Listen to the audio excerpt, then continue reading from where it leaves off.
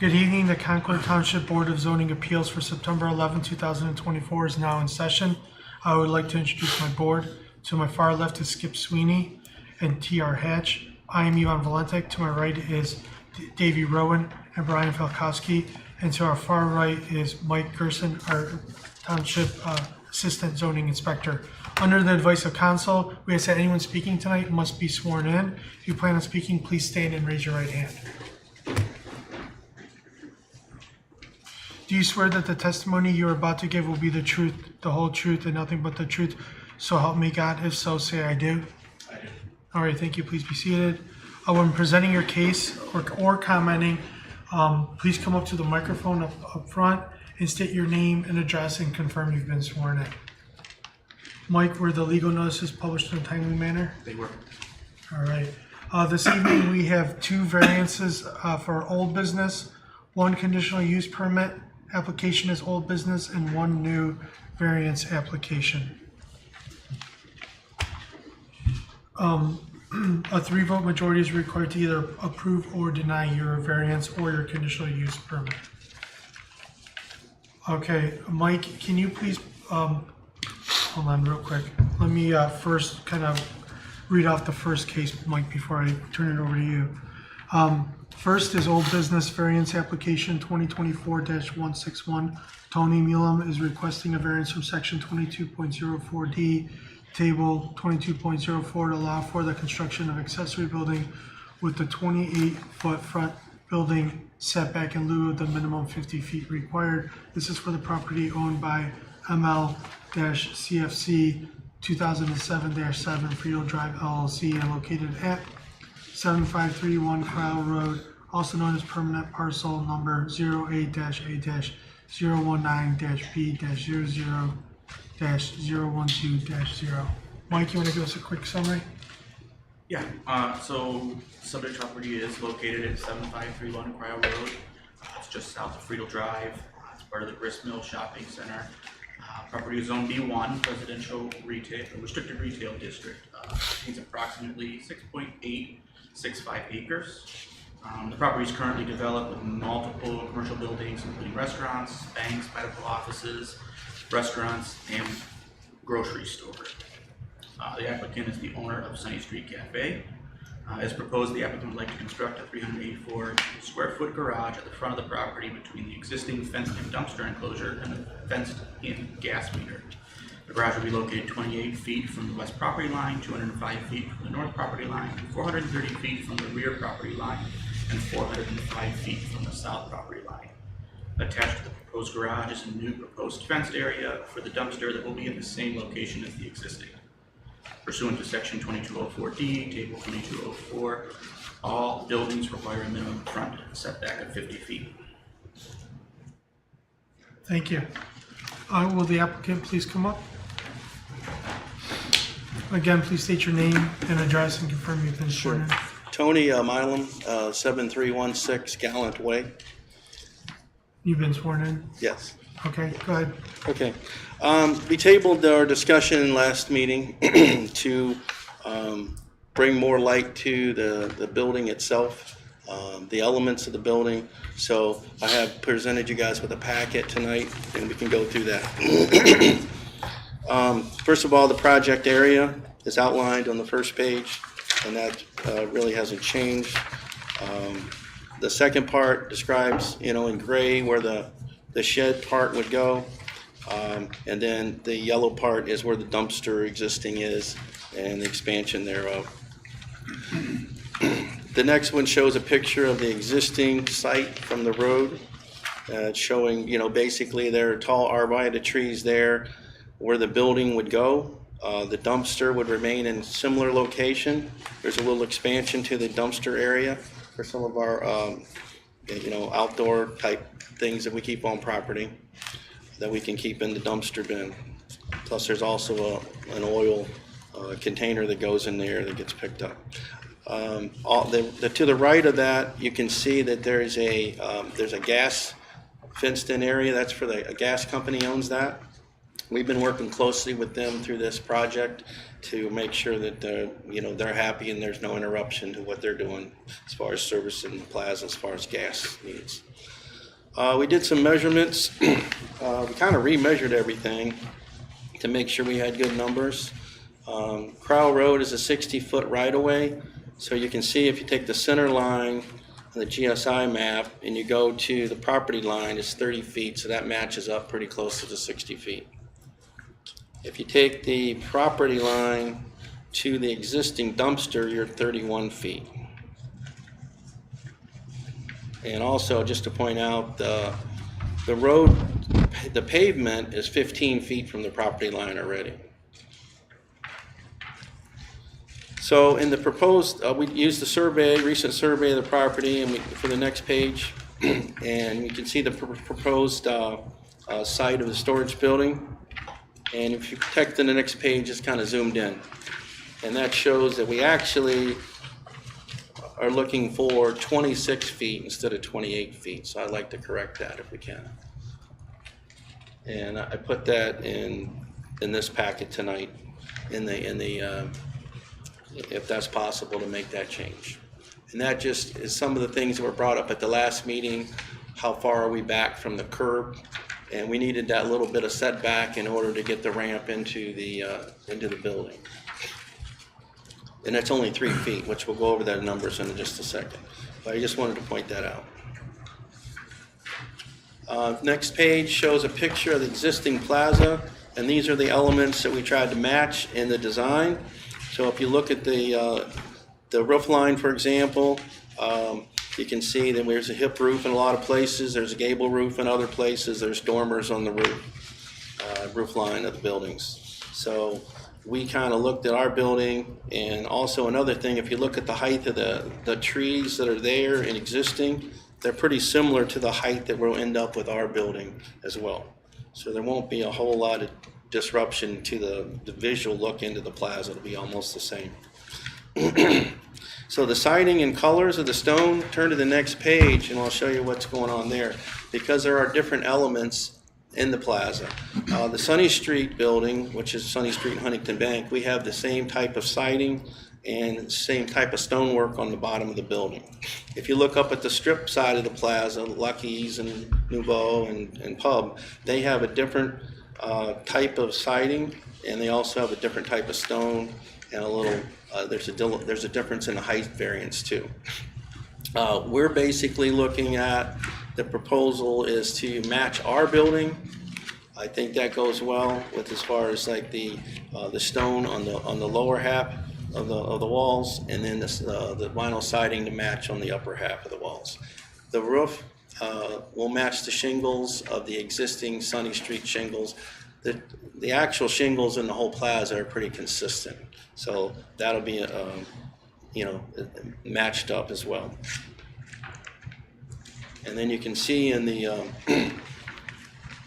in this, the rendering, you can see that we have a door on the one side and a main big door to roll in bigger equipment there.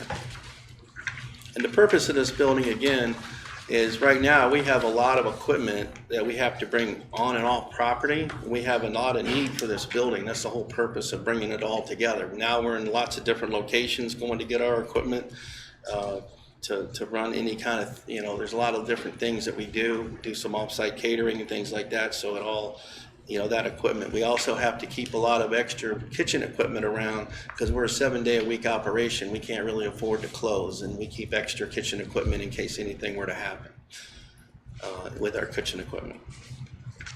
Also, you can see that I think that we, with this design and the cleanup of our part of the site, it really improves the area, especially the dumpster bin area, which needs to be, needs to be overhauled.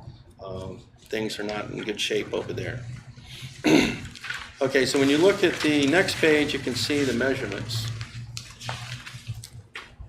And you can see where we'll start with the storage building.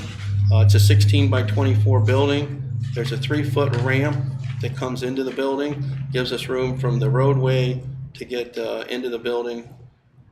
And then you can see there's a 3-foot walkway up to the man door. There's a mulch bed it's existing there now, and that will remain. Then you can see the size of the dumpster bin, which is 10 by 18. But the bottom line is, and the reason we're asking for the variance is this plan would end up being 26.5 feet from the road. So we think that 26 is a good, safe number for this variance. And then the last thing is, just to give you an idea of what it looks like now and what the improvements will look like from the roadway. And also, the roadway, as most of you guys know, is pitched up some 5 to 6 feet in range from the roadway or the parking lot. So you won't see all the structure when you drive by, and you only see a portion of the structure, which is what you see now when you see the tall arborvitae trees that are in place there. And any questions? I got a question for legal counsel. Sure. So can they, in this meeting, change his request from 28 to 26 feet? Yeah, absolutely. Okay. You can verbally amend it. Okay, okay, thank you. How tall is that retaining wall that you guys have shown now? Because that wasn't there last. It's required to hold back, to have Yeah. a flat site, we're gonna have to put in, a paver retaining wall. And it's somewhere around three tiers, or 3 levels plus a cap. So roughly, you're looking at about 34 inches. Okay. And then what's going in that dumpster area? You alluded to other stuff getting stored in there? Well, we have right now on our site, we have, like a smoker and a grill that we use for certain type of events, cooking events, and those things are now sitting on property in sight, and that way we can get them out of sight. Sure. It'd be a lot cleaner. It'll be a lot cleaner as an operation without those things on site. Where do you keep the equipment now? We have a storage unit that we have in Chardon, and then I have to keep some at my home. So it's in multiple locations. And some of it is stuff that we need on a regular basis. We also keep a lot of, smallware things like glassware and, plastic cups and things like that off site. We do not have any, we're a very small kitchen. So we've had to have, and we do have a storage building that we keep full now. It's just overloaded. So how often, I think we asked this last time and I don't remember exactly the answer, but how often are you going out to this building, like during operation, a day of operation? When it might only be once or twice a day. I mean, but having it, rather than having to drive, 8 miles this way, 8 miles that way and digging through a storage unit, I mean, it'd be a lot more organized and really help our operation. But the catering that this equipment's going to service that's usually off-site anyway, correct? The catering itself? Well, the equipment, you said use it for catering? Well, some of it is, yes. Yeah, okay. Yeah, some of it is, but a lot of that's on-site catering. I mean, we don't do a lot of off-site catering, hardly any. But if people want to run an event at a restaurant, after hours, we're set up to run those. So we have bars, and we have, because we have a liquor license in the last couple of years. And we have portable bars that we have to roll around, and, they're not easy to move. So are you open, forgive me, I was not at the last meeting, but my understanding is that you're open for breakfast and lunch? Breakfast and lunch, yes. Okay. And you're going to expand those hours, or? No, we don't expand those hours. Okay. No. Okay, It's because I'm not for just that. confused with the catering and the bars you're rolling around. Well, let's say you wanted to host a dinner for a rehearsal dinner, for example. Right. And you came to us and say, you guys can, we run events after hours. So, we would entertain that. And then what would you like at your event? A sit down dinner or a buffet? We got to, bring in the right equipment to run that type of event. Okay. Good. Okay. So I just want to make sure, Mike, this gets entered as part of the record for this evening. We just saw this, but we didn't get it ahead of time. And thank you for updating the plans and making them more clear and getting, some of those dimensions on there. That's the stuff we were asking for. Right, exactly. I Yeah. think it helps us understand it a Well, it little. worked out well for both of us. We got to know more about the site plan, when we first thought it was mainly just to get here for the setback variance. And I know there's a lot of things there's a lot of variances from, bank drive-throughs, Waffle Houses in the setback area, things like that. So we thought it would be fair just to. Is there, I guess, you said you had coordinated with the gas company. I think you got to move a gas line for this project if it goes through.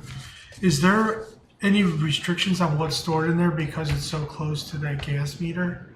Not from them. No. No, we've had many meetings with them. Yeah. Yeah, there won't be power run to this, or will there? There'll be power for lights, yes. Okay.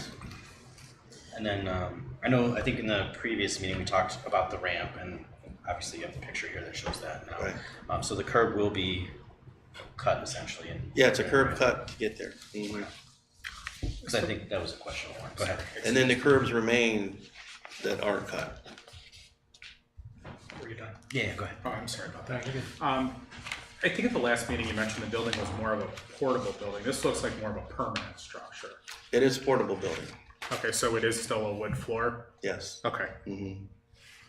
We want it to look as permanent looking, that we're trying to settle it. That's one of the part of the site plan.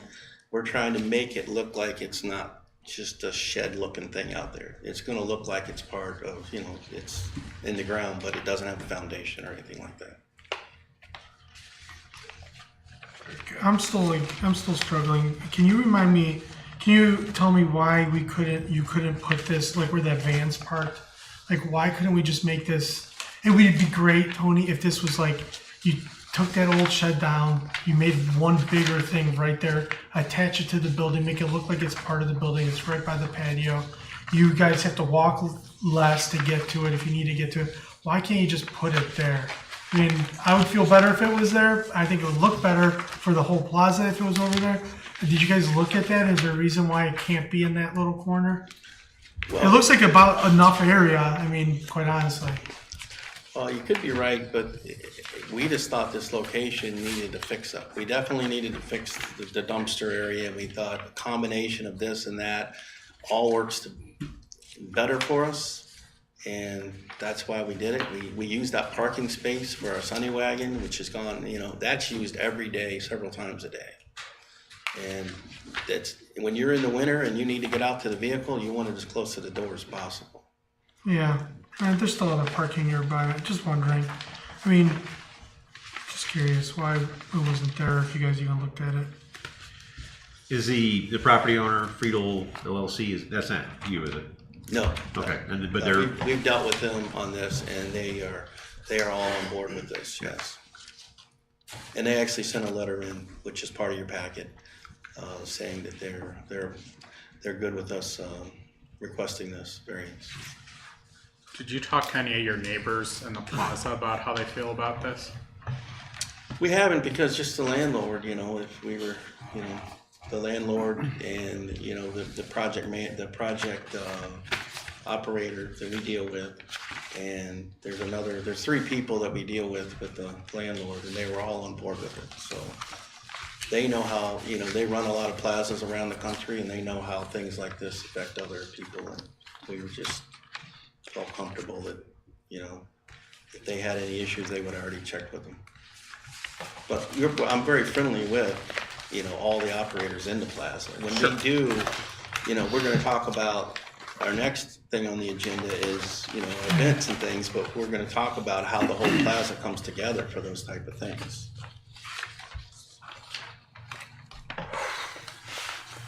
Yeah. Does anyone else have any further questions for Tony about this one? Obviously, we're trying to make the building as nice looking and clean that area up the best we can make it look. It really is kind of a eyesore at this point. I appreciate you cleaning up the dumpster area. I think that does need to be cleaned up. I just went and drove by it again. Well, the trees, leaning over, and just it's not really a nice looking area. Yeah, it seems like a hot spot to put a garage, that's all. Okay. Any other questions? Are we good? Okay, I think you be seated. Okay, thank you. Is there anyone else here this evening that's speaking for or against this appeal that'd like to come up?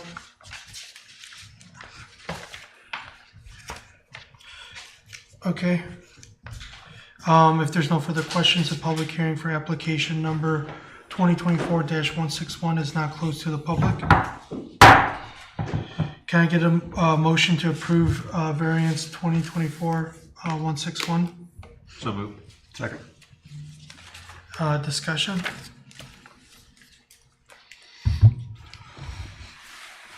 Any comments from anyone? Yeah, I think, I wasn't here at the last meeting, but I've been brought up to speed. I watched the video. I understand the questions and the issues and the requests for the variances and so on. Frankly, I was leaning, I didn't quite understand it, and the second presentation and explanation has really changed my mind. I think it looks great. I think this is a unique area as it relates to the zoning code in terms of commercial use and so on. And I think the only practical difficulty that I can see being affected is the request is in a way substantial. I mean, there is a are you close to the road? I don't think you're close, but that's not really what the zoning addresses in a lot of cases. It violates the zoning, and that's why they're asking for a variance. I don't think it's substantial in the fact that it's going to affect things like sight lines and safety and stuff like that. Frankly, I think that building, if it's going to be constructed the way you say it is, I think it brings a very cohesive look to that area. Because right now, like Yvonne said, it looks a little ratty. Yeah, it really does. And I think I'm not like a landscape architect or anything like that, but I think just visualizing that building there with this similar building stones and similar siding and stuff, visually, I think it'll bring everything together with your building and then with the overall thing. I frankly think it's nice. It seems like he needs a bigger building, and I understand it's maybe not cost effective to expand the existing building, but the business when he started it fit. Now the business has changed and wants to change the rules. So I don't know. I'm not real wild about it, frankly. Yeah, I mean, for me, I think from Cryle driving along there, I think it's going to have an impact. And it's not, it's a nice looking building, but still, now you're bringing your building, kind of pushing it forward, and we're just seeing a blank wall on that building. I mean, having a garage in the parking lot is kind of weird. I just, if it was tucked in part of the building, I think it'd blend in a little bit more. That was my question, my point. I thought if it was located maybe somewhere else on the premises in the back, maybe would feel, again, they have to drive over, which is somewhat inconvenient, but, I like all those They're ideas. driving over to Chardon now. So. Yeah. If you use that plaza at all, which I do a lot, you realize that area where there's very little traffic that goes through there. There's so many other traffic avenues in that parking lot that it's almost unused. It really is. And that again is something that I considered as well. Because I mean, if this is an area obviously that cars are using to get out or using to get to a parking spot, I'd be like, well, wait a second, you're cutting off a lot of access, and I don't see that that's the case. So I also thought about that as well. But I mean, I get your points. I mean, I'm trying to visualize, is that even going to be like a problem driving down Cryle? It's like, that's kind of in a blind spot anyways for all of us, I think. Yeah. When you're driving past there. Yeah. It's just kind of there, But I do notice the dumpster and the state that it's in now. I do notice that.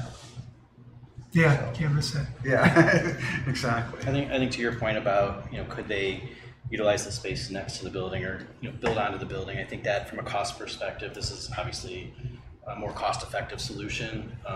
probably less permitting, less time, etc. And I do appreciate the updated renderings. I think that helped quite a bit to be able Yeah. to see where that ramp's going to be and get a better feel for like how, how the look and feel of it. I think it's a lot better in having it blend in. So I do appreciate that, and I think all your points I agree with. I think this packet was very helpful, and I think it was put together excellently. I am really struggling with the optics of having the garage in the front of the plaza, which I think has been iterated a little bit. I think it's pretty unconventional to see a back of a garage in the front of a plaza, and I keep kind of looking at the image, specifically where you mentioned about the van there, that it would just kind of tuck right in if that other structure was tuck into the existing structure, excuse me. And then here I just feel like it sticks out. I do agree that it would improve the dumpster area, but I'm just struggling with it kind of being out on an island there. And I do think it is substantial. Yeah, it's got the peak, which is nice because it matches everything, but then it just also makes it taller, you know. And that's why I was asking about the other tenants, because is it going to block people's signs? Is it going to block their line of sight? I mean, I don't know if I'd be thrilled about that. I didn't even think about that. That's a good point. That's a good point. Yeah, so I was looking for that image to kind of go back to. Oh, here, if anyone wants to. Well, the tree's gonna do that anyway, but. And isn't this already on a slope? But if that's what you're paying for is visibility from trial, and now there's a garage there, I wouldn't like that. No, I wouldn't either. Even if it just was a little bit of a part of my sign, I wouldn't be pleased with that. This is, Well, this is we'll more give it than a minor slope from top to bottom, right? Right. And That's why he's putting in that retaining wall. So Yeah, it can it's- flatten out Right. there. And that, that cuts off, so essentially you're not really dealing with, say, whatever it is, 10-foot tall building, you're really dealing with a 5-foot tall building from a visual standpoint. Oh, yeah. Yeah. Yeah, it's not, you're not seeing the full height of the building. Yeah. No, I think that's a fair point. Yeah, it just, yeah.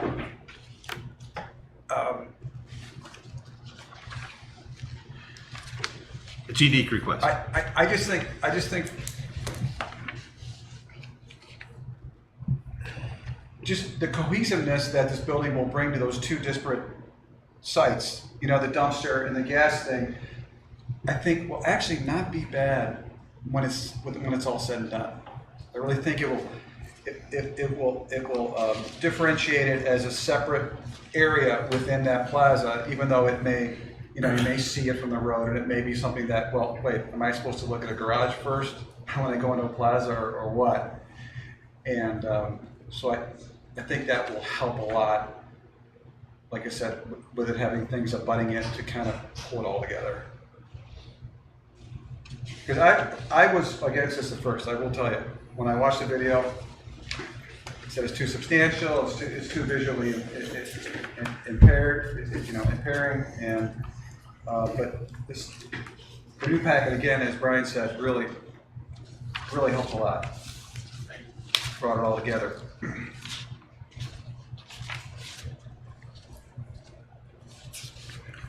You guys, any other comments?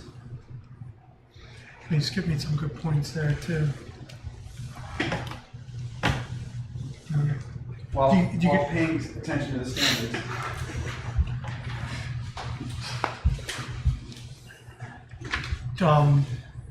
Do you guys have any questions for the applicant? No, I think I'm good. Did you want to add something? Please come up. You know, The only other comment I'd like to make is, if you think about the landlord, this is the largest landlord in the country of this type of plaza type, and they wouldn't approve anything that would take away from the value of their plaza. I think that's an important point, because, they're the ones that looked at this originally and allowed us to come forward to you guys. And if it was in a bad spot, or it was going to take away from the value of the plaza, this meeting wouldn't be occurring for me. So I just wanted to make that point. okay, thank you. We good? Okay. All right, Mike. So one quick note, so the variance application for 2024-161, Mr. Milam has requested that the setback be changed to a 26-foot front building setback. Can I please get a motion to approve the variance application for 2024-161 with a 26-foot setback? Second. Mike, please call the vote. Mr. Valenti, No. Mr. Sweeney, Yes. Mr. Rowan, Yes. Mr. Hatch, No? Mr. Falkowski. No. Okay, unfortunately, it was not approved. Okay, next is variance application 2024-162. Tony Milam is requesting a variance from section 13.34B to expand the outside dining area into an area that will occupy or interfere with traffic circulation, required parking areas, or pedestrian areas which is not permitted. The second variance is requested from section 13.34F, which requires one parking space per 100 square feet of outdoor dining area, where no additional parking will be provided for the proposed expansion of the outside dining area. This is for the property owned by ML-CFC 2007-7 Field Drive LLC and located at 7531 Crown Road, also known as permanent parcel number 08-A-019-B-00-0012-0. Mr. Milam, please come on up. Same thing, I've been sworn in, Tony Milam, 7316 Gallant Way. I presented a letter that I'd like to read that covers actually the next two variances because they kind of are combined. So we have a conditional use amendment we're asking for, and what this is Sunny Street is requesting an amendment to its conditional use permit for its outdoor dining, which is our patio area. From time to time, we want to host events such as music festival or host a food truck, and the common area of gristmill directly adjacent to the covered patio. The area is defined in the aerial exhibit, which shows this in orange. You guys have that? Yeah, Okay.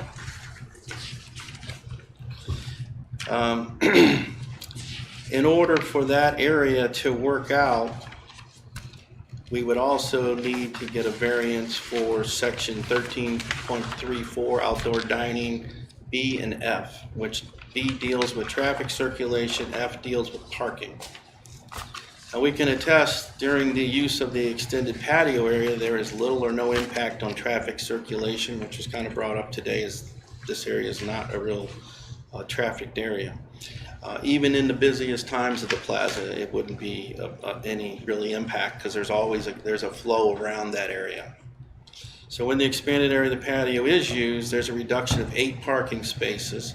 However, during the events, after hours, weekends, and holidays, there is no parking demand from Sunny Street's indoor dining and Huntington Bank as well, and also the medical facilities at Gristmill.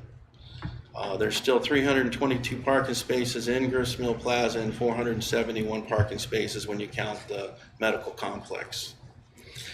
We think it's important to note that most of the Gristmill tenants participate in our events that we've had so far, and in some way or another. Many of the Concord residents are very supportive of our events. We had great turnout at their first event, which was last year. And last year we hosted our first event. It was a huge success. We did go through town hall to make sure we were able to do this.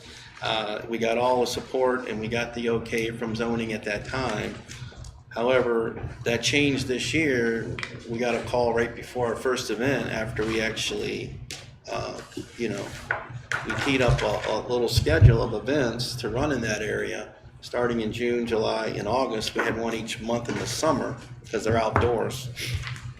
And we were told that we reread the zoning and that we don't think you're allowed to to have this use on the property. So that's why we came back. So again, we did have great support, including Town Hall at that time, but then that changed this year. Additionally, our landlord has permitted us to host these events through an event agreement. It's a pretty detailed agreement that they make us go through to execute when we when we set up for the events this year. We also had the blessing with our site plan, which is the plan we showed Concord Fire, and they reviewed this with us in detail on site. And they approved that, okay, you're good with circulation, we have access to do what we need to do, so that all worked out well too. And then we have other controls, which are, the liquor controls, where we can sell liquor on property. We also have the health department, and we also have the landlord restrictions. So we do already have a lot of restrictions when we host events like this. So we're hoping to, continue to host these great events for the good of the community, and we thank you guys for considering a request. Also, just point out that all of our events so far that we ran for charity, and we support Project Hope with the, the proceeds from these events. And I did provide a picture, which should be in your packet, of, when we ran an event last year, which was Labor Day weekend, and we had a great turnout. It was by far overwhelming support from the Concord community. So I think that the community was really happy that we had this event. We ran it in a very professional way with lots of details went into the setup and the plan. So this is a conditional use for you to occasionally have an event. An occasional use. And it took me a little bit to figure it out, but you're not changing the parking lot, right? Just keeping it as is, but just doing what you need to do to make it an outdoor, An event space. an event space. Yeah, it's just parking lot event space. What drives the rules for the liquor license in this kind of event? Like, We what have to do exactly what we're doing here. Each event, we have to submit a permit to the liquor control to expand our area, and it has to be quarantined off, which we do. We rope in the fence, like a fencing around it, the area, to let people know where the event area is. That's what liquor control is looking for. Okay. Okay. They review and approve that plan then. Liquor control reviews and approves that plan. Yes. Okay. You guys go ahead. Skip. Yeah, do you recall what the date and time of this photo? Yeah, this was, so this event ran from 1 p.m. to 9 p.m. This photo was taken in about the 4:30, 5 o'clock range. So I wanted to get it while there was still light, because it was Labor Day, so Yeah. it was dark at Looks 7:30, like 8 a o'clock. drone or something. Yeah, it's a drone Yeah, photo. that's nice. Yeah. Was this on a weekend? This was on a Saturday, yeah. Okay. And the plaza was running in a overall plaza theme of a Nashville theme, and we put this together in 3 weeks. This whole plan came together in 3 weeks. Once everybody decided, okay, yeah, we want to have a Nashville theme, but a Nashville theme without music, I felt like wasn't going to work. So I said, well, I got this parking lot space; it works perfect. So let's just do it here, and that's what we did.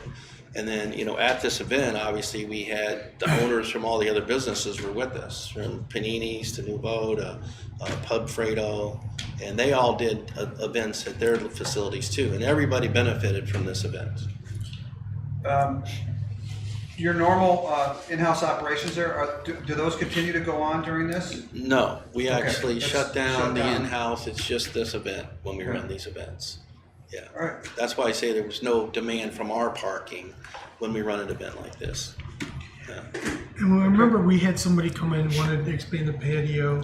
We had a lot of discussion about noise and the time and store, like this is, so if we approve the conditional use permit, I think it's unlimited, right? To how many times you can have events, right? That's what I was gonna ask. How often? Like once a month? Did you say? No, in we did, time? well, not once a month, because we're not doing them in the winter. Okay. We wanted to do outdoor events, and they're only available to do, we're looking at once a month. I mean, it's a lot of work for us to do this. It's a lot of an expense. We could look at this. No, I've seen it. So you might, so you're saying, my point is that the conditional use permit is open-ended, but you're thinking you would do it maybe 3 times a year? 3 to 4 times, because we did a food truck this year as well. We did the lobster truck, and we had a pretty significant attendance to that. I think there were 300 to 400 people that stopped for the lobster truck. They said it was, and it was on a Monday because we did that. And again, we're very courteous to our tenants. We did it when other businesses were closed. Pub Fredo is not open on Mondays, so we picked a Monday to do that event. And, there was just, it was a nice time to do it. Again, just being a good neighbor. Can guests use your restroom in your, Yeah, they use our restrooms for stuff inside. okay, even though the actual restaurant's shut down, they're allowed to go in and use the Yeah, restroom? well, the whole purpose of us doing a food truck was some benefit for us. We set up, because we have the liquor license, and we told the food truck, don't sell beverages, we have the beverages covered. Okay, and then we also had a very limited menu of items that weren't, seafood, just in case people came together, they wanted to set in our facilities, like on our patio, and use, because that's what it was set up for. Get your food, come into the patio, sit down, and then we would have a bar set up so they could buy drinks from us. It wasn't as successful as we hoped from our standpoint. The truck had a great day. But again, we have to consider whether we'd do it again because we didn't benefit. We'd have to change how we set up, basically. So I know we've done this with other variances. Could we put stipulations on how many events, when they can occur?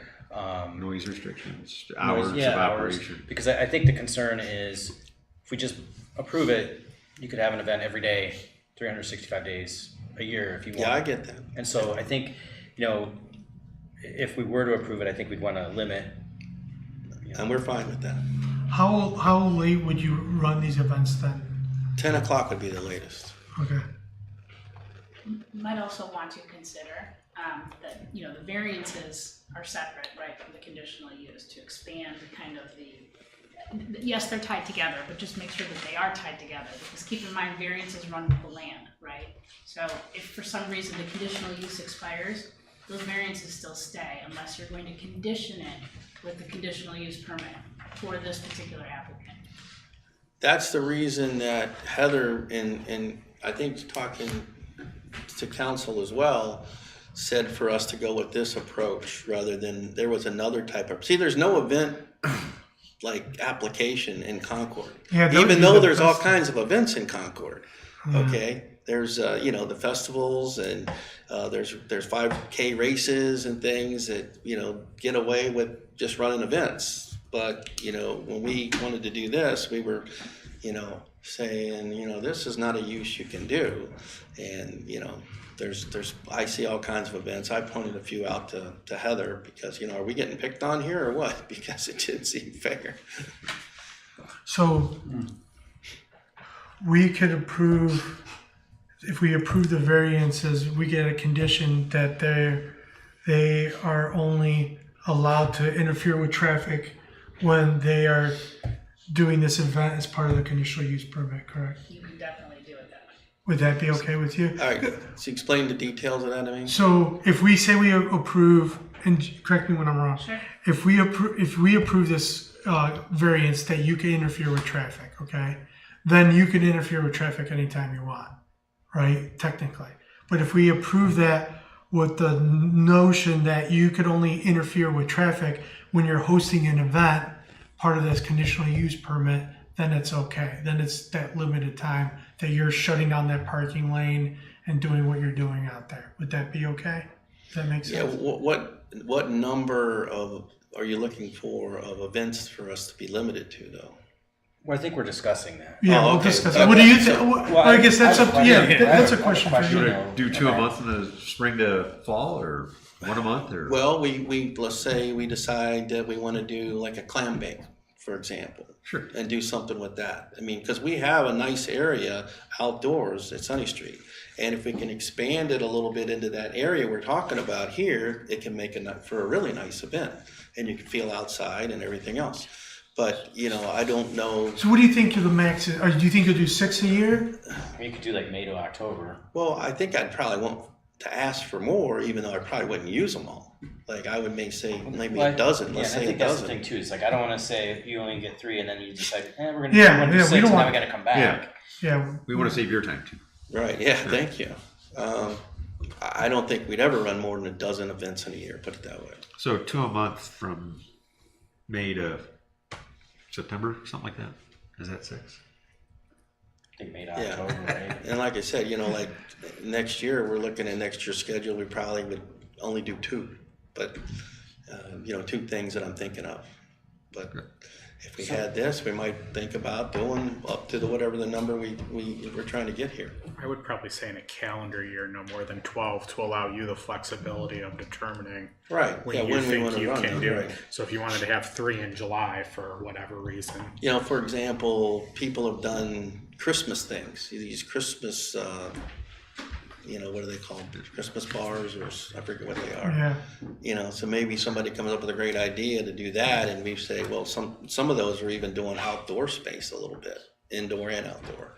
So not that we really need that area for that, but it might grow into something like that. Would you ever want to expand that patio space? Like, do you see a need for expanding that in the future? Just curious. Well, one of the things we were looking, we had a plan going where we were gonna, and I think we actually got it passed over here, to expand, well, to redo our patio, yes. But the problem is the way the parking is, it's so tight there that we have people that back into the wall almost all the time.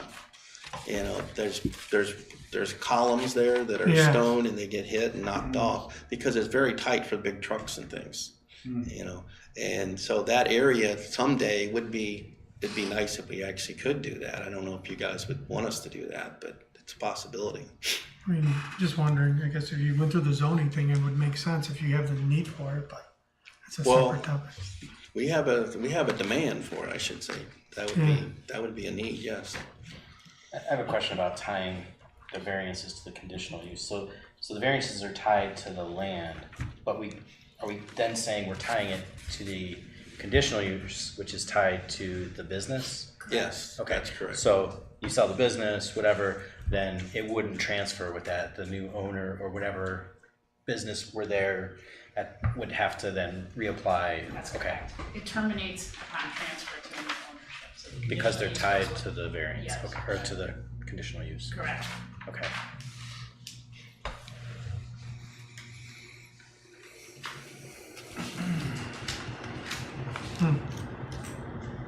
I guess since we're discussing, I don't know, I think we've talked about 2 events per month, no more than 12. I mean, I think, I'm kind of torn on how many events and when.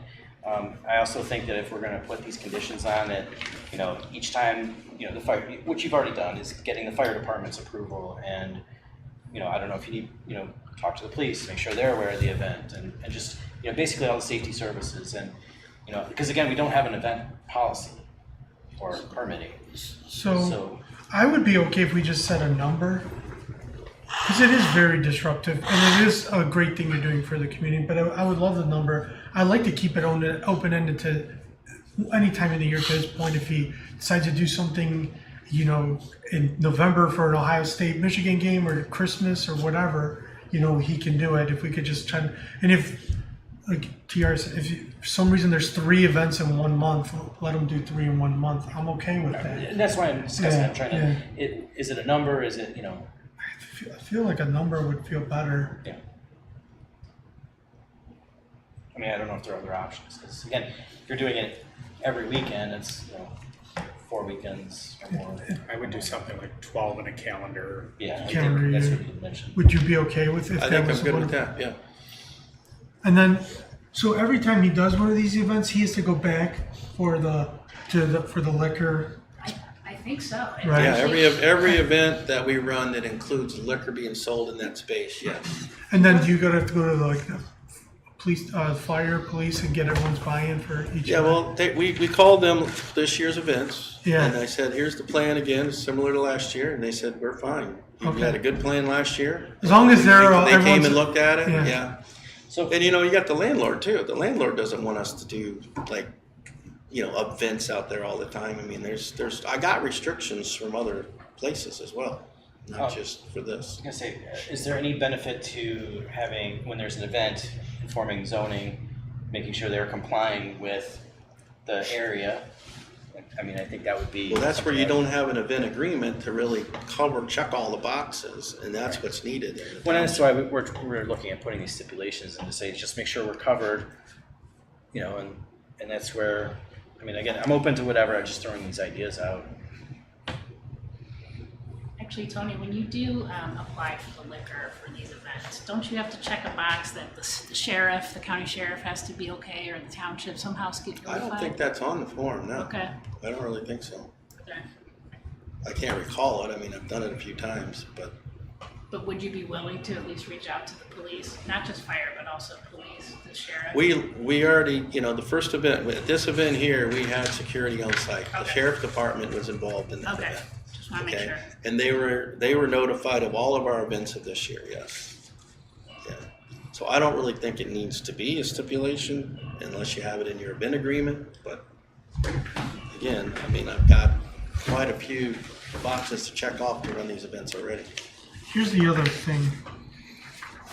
When we provide this conditional use permit, it's for this designated area only, right? Or is it just for, or can he tweak the limits of it, or? He's expanding it, right? That's what the variance is. It's Well, kind but of this expanding. is, We're just saying like the event, like if you he's look got at. a specific, Like, there's no specific square, Yeah, if you look at the other side where the orange area is, that's the defined area. yeah, oh yeah, if you flip it over. Yep. So does he have to stay within this, like, designated orange area?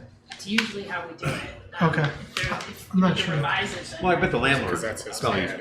I don't know if there's anybody to monitor it. They have to look at the exact same plans and, Yeah. you know. Well, but they're in Miami and they may not have somebody come up. Oh, they have check. someone close by all the Oh, okay. time, All yeah, right. yeah. Believe All me.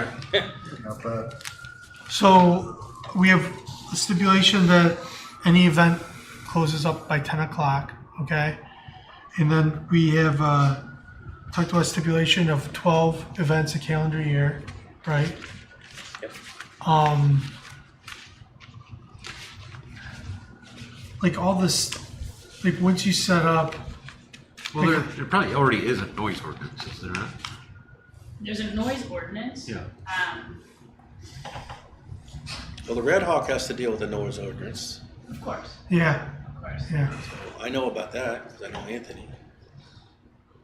So I don't know, what I'm saying is we probably don't need to put in a condition based on noise, because there already is a noise condition. The law. Yeah, I was just thinking, Yeah. I was thinking we'd say this goes till this time, or, Right, no, I agree, Yeah. like 10 o'clock. yeah, I agree I with, yeah. disagree. So how long, like when you guys set this up, when does it set up and when does it tear down? Is it up for like, Well, seems for like this, a lot of. for this lot of work. event, it was set up on a Friday for a Saturday, and it was taken down by 7 a.m. By 7 a.m. Sunday morning, every parking space was open. Oh, and because you ready need to them go. for, yeah. You I need it for the yeah. restaurant. Sunday's our big day. Yeah, that's your big thing. So, you know, we can't have this stuff in the way of a Sunday. Yeah, that makes sense.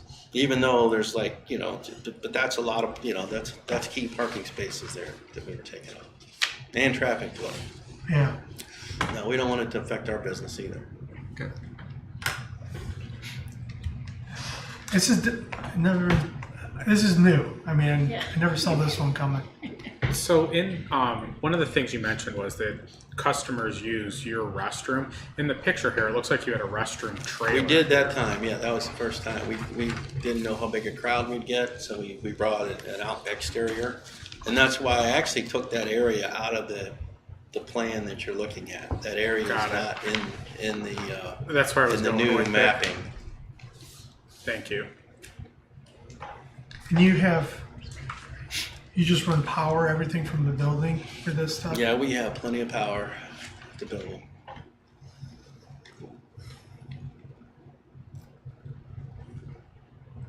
Okay, I don't have any further questions for you guys. Anyone? So what are the stipulations we're looking at again? Sorry, just to recap. Yeah, so we have two stipulations that, three, actually there's three. So, hold on. One stipulation that, anyway, when they have an event, it would be closed up, finished by 10 o'clock. That they would have up to 12 events a calendar year. Well, can we go back on that before I decide Yeah, to go with that? Because, okay, so if you look at this poster, we list the last act going till 10. So if you think about that, anytime you got a band that's got a crowd excited and they want to have an encore, you might go a little past that. Should I ask for a little more time? yeah, I would. I would go, can we just say 11, even though we're gonna say on the poster, I mean, we'll promote 10, because we don't want. We're gonna say- We gotta remember, we need to get cleaned up by the morning, so we have to start. I was gonna say, if we're gonna say 11, it's gotta be like shut down by Yeah, it's 11. gonna shut down at 11. Okay. Well, we. And I don't know why that stipulation is that important, just so you know, because at that time of night, there's really not a lot going on, and the most important thing for us is to be open at 7 a.m. in the morning. Yeah, So that evening, that time of night, I mean, the crowds of all, if you go to any restaurant and bar now, you don't see people out at 11 o'clock at night in this area anymore. Yeah. It's not like the old days, yeah. Well, I'm good with, if you're okay with it, I think we're. I'm good with 11. Okay, I think 11's fair because I don't think Yeah. in that area it's really going to disrupt. Well, there's little houses right behind that shopping center, but I would agree that, if the goal is to try to have wrap it up. end by 10:30. I used to live there. I got used to the Red Hawk bands at night. It kind of put me to sleep. Well, some of those go past Yeah, maybe their time too. and then 12 events in a calendar year. And then the variances for traffic disruption and for the parking variances will be, I don't know what Do the we right need- word is, will be tied I'm not sure to. that we need to bring that up for this part. I think that's when we get to those. Do we tie them? No, we No, I would do it all. Do it now? Okay. do it now, that the variances are,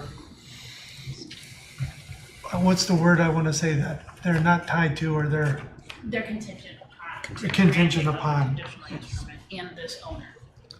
Oh, did you catch that? No. They're And the contingent zoning. upon the conditional use. Correct. Yeah. Amendment, Correct. right? Yeah.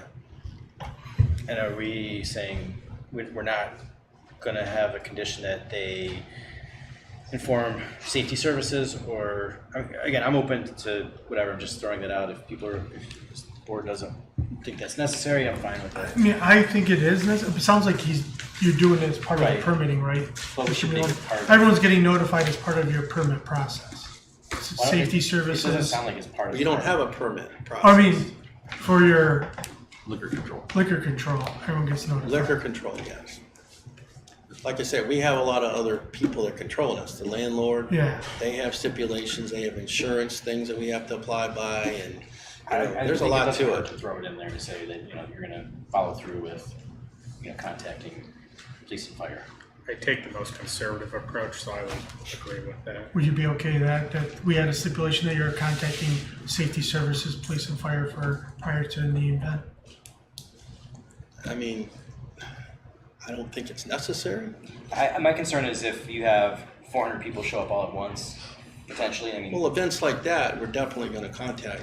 Right, but this is, you're having an But if event, I have something very minor going on, that, again, it's really about just notifying them. They might say, okay, we're not worried about it. At least we are aware there's an event going on.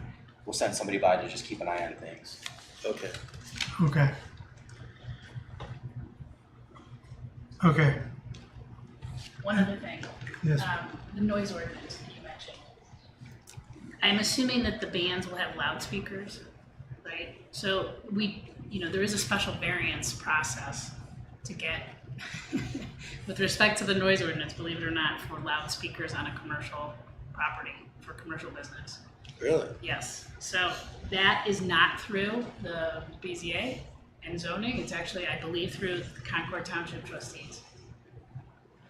okay, So perhaps you might want to just mention the noise ordinance, compliance with the noise ordinance, and any special variance if needed. Okay. Would that be part of will that be part of the conditional use permit when we get to that? I think so. Because that's going to be a separate vote, Okay. right? It can be, sure.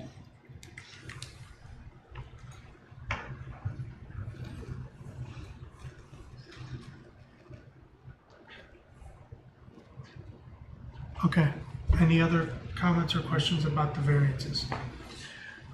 Should we vote on these two variances separately, or can we vote on them together? I think you can vote on them together. Okay. Okay. Unless you would rather separate it out to be cleaner, because there might be different votes, so it's up to you. Okay. Yep. Thank you. Well, one doesn't work without the other. Just that's the way it is. The two variances, yeah, the parking and the, yeah. We'll discuss it after. Thank you. Do we want to confirm he's on board with? Oh, yeah, just for the record, you're good with, just to be sure you're good with those stipulations we discussed? Okay. All right, is there anyone else here that's speaking for or against this appeal like they'd like to come forward? If there's no further questions, the public hearing for variance application 2024-162 is now closed. Can I get a motion to approve So moved.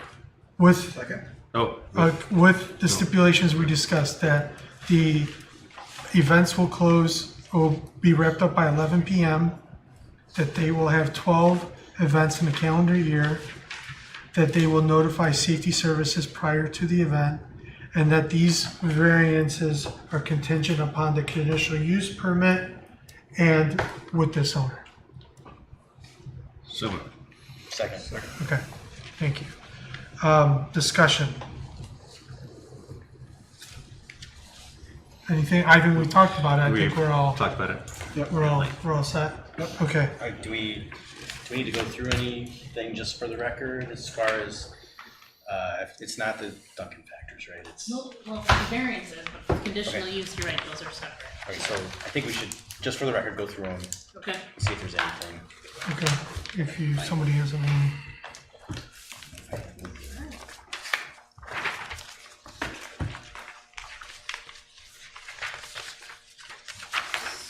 So this is in section 1305 of the resolution, right?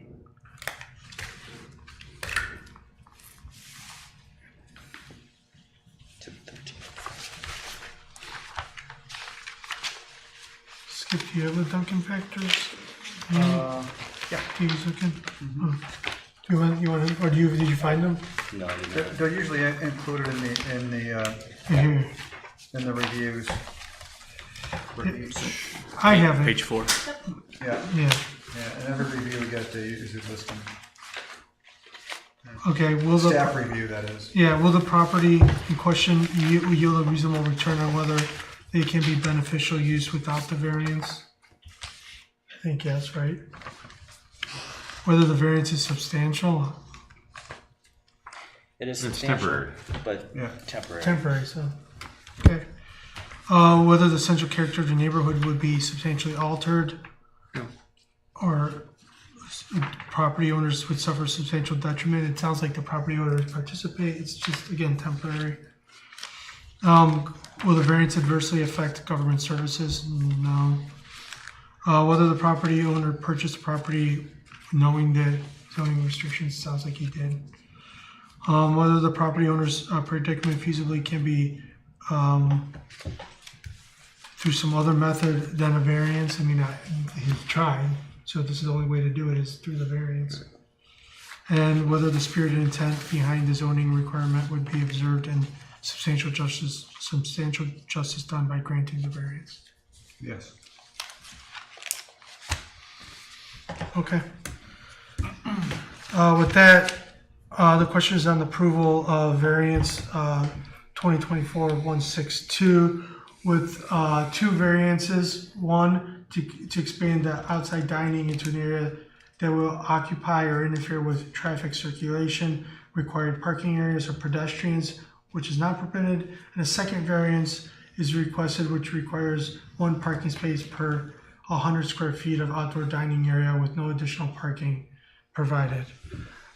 Mike, please, a yes vote approves this variance, a no vote denies it. Mike, please call the vote. Mr. Falkowski, Yes. Mr. Hatch, Yes. Mr. Rowan, Yes. Mr. Sweeney, Yes? Mr. Valenti. Yes. Your variance has been approved. Both variances have been approved. Okay, Thank you. we're not done with them yet. So next is amendment to conditional use permit application 2021-15. Tony Milam is requesting to amend his existing conditional use permit for outside dining in accordance with section 13.05 and 13.34 in order to extend the patio into the adjacent common area for the purpose of hosting events. This is for the property known as ML-CFC 2007-7 Freehold Drive LLC and located at 7531 Crown Road, also known as permanent parcel number 08-8-019-B-00-012-0. Mr. Milam, we just come up with a conditional use permit? Is it pronounced Milam? Milam, sorry. Thank you. Mr. Milam, on this, is there anything you want to add to the conditional use discussion before we vote? No, I think we already covered it. Okay. And then you understand that we do want to, we're going to approve, if we approve the conditional use permit, that you have to just be compliant with the noise ordinance. You're okay with that? Yes. Okay. Any other questions? Nope. Okay, you can be seated. Is there anyone else here speaking for or against this appeal that'd like to come up? Okay, if there's no further questions, this conditional use permit application 2021-15 is now closed to the public. Can I get a motion to approve conditional use permit application 2021-15 with the stipulation that they will also be compliant with the noise ordinance? So moved. Second. Any discussion? I can go through the general, I found that page, so. You did? Okay. So, general standards applicable to all conditional uses will be harmonious with and in accordance with general objectives or with any specific objective of the township comprehensive plan and or the zoning resolution. I think. Yeah. Will be designed, constructed, operated, and maintained so as to be harmonious and operate in appearance with the existing or intended character of the general vicinity, and that such use will not change the essential character of the same area. Again, it's a temporary event, so. Will not be hazardous or disturbing to neighbor uses. Won't be hazardous, maybe disturbing to some people, but again, temporary.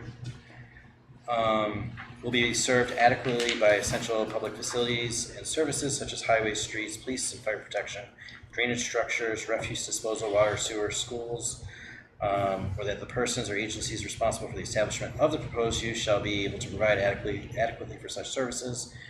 I think that's been covered, as far, especially restrooms, things like that. It's a restaurant, trash service, I think they're good there. Will not create excessive additional requirements at public cost for public facilities and services, and will not be detrimental to the economic welfare of the community. If anything, it's probably more of a benefit economically. Will not involve uses, activities, processes, materials, equipment, and conditions of operation that will be hazardous to the general welfare of the community. Again, I don't think that's an issue. On-site circulation shall be designed to provide for adequate fire and police protection and safe and efficient pedestrian and vehicle circulation. Again, I think we're good there. Roadway systems, service areas, parking areas, entrances, exits, and pedestrian walkways within the development are designed to have access to public streets in a manner that minimizes traffic hazards or congestion. Again, I don't think we've had any issues with that. Will not result in the destruction, loss, or damage of natural or scenic or historical feature. Will not be detrimental to or endanger the public health, safety, or general welfare. Will not be hazardous or disturbing to the existing and future use and enjoyment of the property in the immediate vicinity for uses permitted, nor substantially diminish or impair property values within the neighborhood. Again, temporary. Will not impede the normal and orderly development and improvement of the surrounding property for uses permitted in the district. I think it's all covered, so Yeah. I think we're good there. Okay. Okay, if everyone's good, then the question is on the approval of the conditional use permit 2021-15. A yes vote approves the conditional use permit, a no vote denies the permit. Mike, please call the vote. Mr. Sweeney, Yes? Mr. Hatch, Yes. Mr. Valentick, Yes. Mr. Rowan, Yes. Mr. Fakowski. Yes. Okay, the conditional use permit has also been approved. Thank you. Okay, thank you, sir. All right, next on our agenda is variance application 2024-163. Michael Shane Longer is requesting the following variances for the property located at 10445 Stewart Drive, also known as permanent parcel number 08-A-030-B-01-014-0.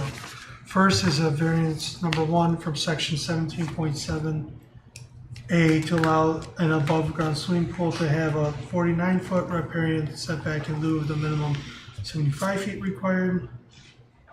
Variance number 2 from section 17.07A to allow a shed to have a 36-foot riparian setback in lieu of the minimum 75-foot required. Variance 3 from section 15.04B to allow a shed to have a 5-foot side yard clearance in lieu of the 10-foot minimum required. And now the last one, variance 4 from section 17.07A to allow a deck to have a 60-foot riparian setback in lieu of the minimum 75-foot required. Mike, you want to give us a quick summary? Sure. So the property is located at 10445 Stewart Drive. It's located off of Morley. It's approximately 1,000 feet north of Prouty Road. It's zoned R1 residential district. It contains about 0.81 acres. The property is currently developed with a single-family dwelling, 2-car attached garage, which was built in 1964, and an above-ground swimming pool and accessory building. As proposed, the applicant is seeking a variance to keep an existing above-ground swimming pool that was erected without first getting an approved zoning permit.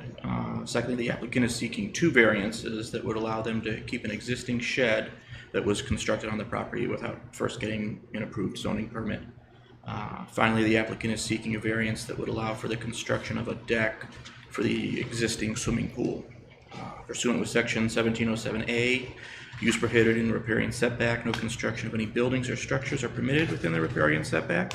Additionally, section 1504B requires accessory buildings to maintain a minimum 10-foot side yard clearance. We do have a staff review. If you want me to go through that,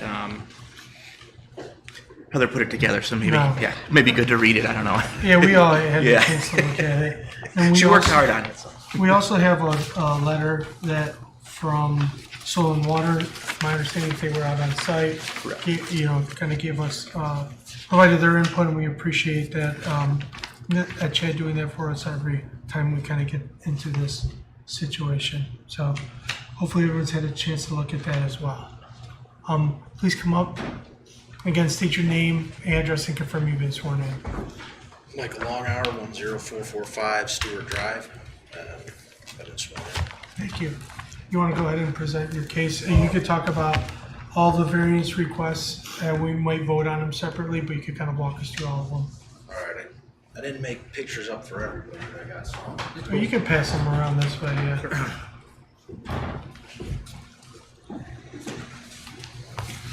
So basically, we're seeking these variances so we can enjoy our backyard. We absolutely love where we're at. We're never gonna leave the house. We love the creek, the wildlife and everything that comes about it.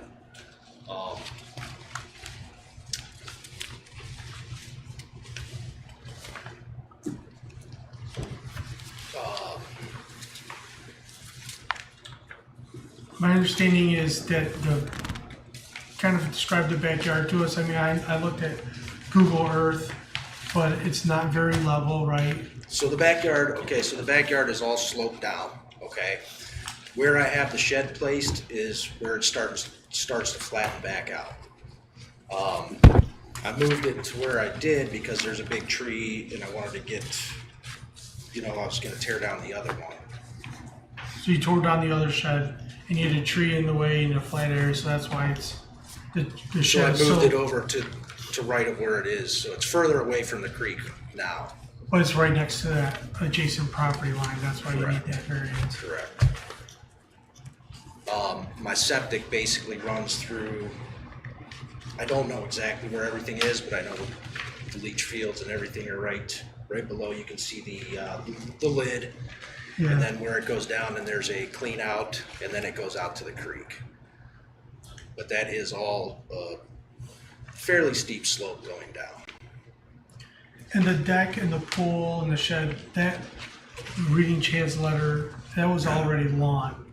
I mean, the whole point of the riparian setback is to keep and protect our riparian corridors. We have a lot of flooding in Concord. If we could protect those corridors, that helps reduce flooding for not only you, but all your neighbors as well. But this area that you're disturbing was already lawn, not forested riparian corridor, correct? I'm sorry. This whole area is already just existing lawn? Yes, Yeah. yes.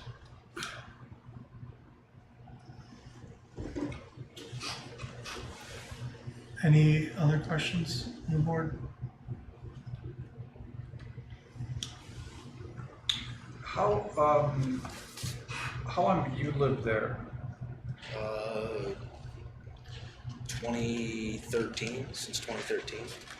And I noticed that there's a similar named owner prior to you, correct? My father, yeah. Okay, so We your father, rented from them until we could purchase from them. all right, and then he bought the property when? When was the earliest owner in your family? I think 2008 is when they got it, Okay, and they never moved in because they couldn't sell their house at that time. okay, but you did, and you rented it from him, right? Correct, Okay. And now you're the title owner, correct. okay.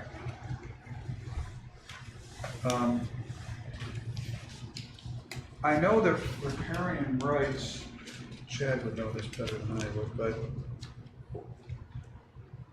the new riparian setback rules. when They did came come- in after this, everything. Yeah, they came in after this, right? Correct. Okay, that's my main question that I was getting at. And looking at the map that Heather and Mike gave me, it's almost the corner of my house is almost in that setback. Yeah, That's how Yeah. far it stretches. yeah, Right, so you're like, setbacks overtook you, you didn't know about them because they didn't exist when the property was originally purchased.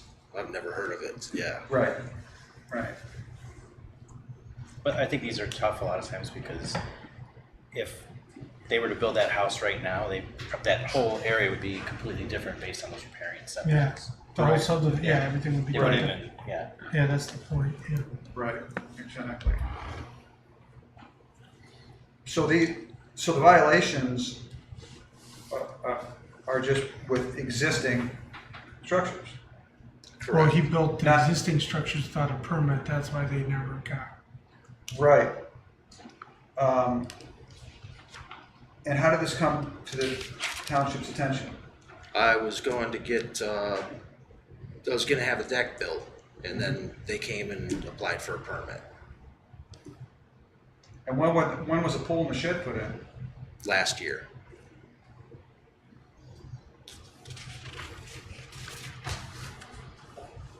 Okay. Do you have any questions from you? Any questions down at this side? No? Okay, you can be seated. Thank you. Is there anyone else this evening that would like to speak for or against this appeal? There's no further questions. A public hearing for variance application 2024-163 is now closed.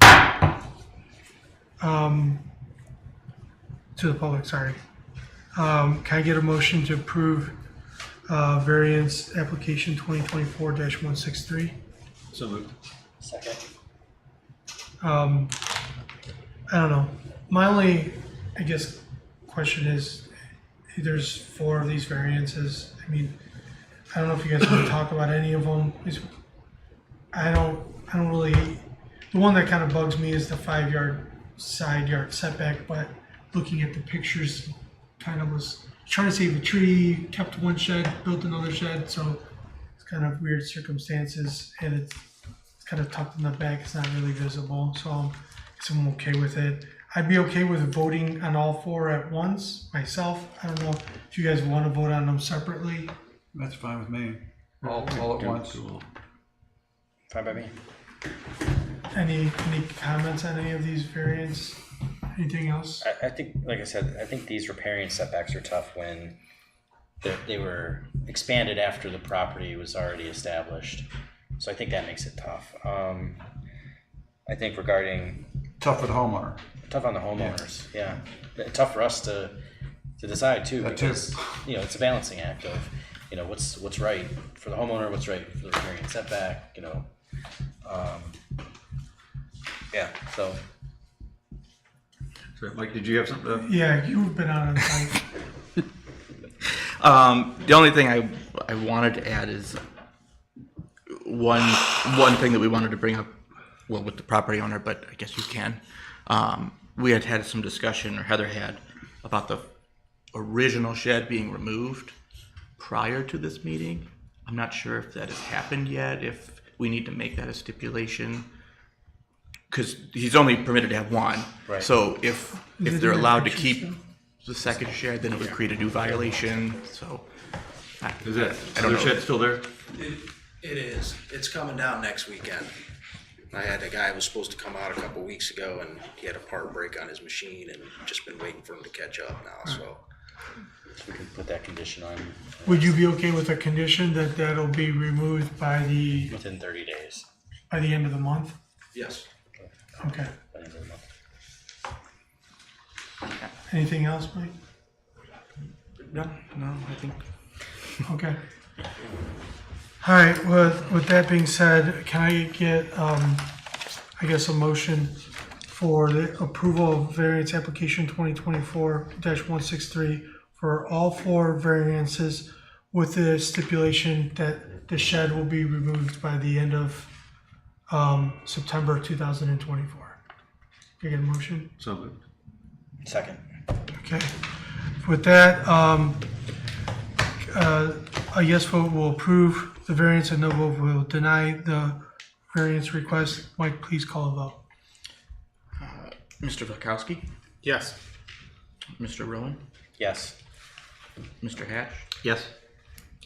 Mr. Sweeney, Yes? and Mr. Valentic. Yes. The variance has been approved. Thank you. Thanks. Yep, Yes. yeah, good luck. Okay. All right. The last two things, we have meeting minutes for May 2024 and June 2024. Can I get a motion to approve the minutes for May 2024? So moved. Second.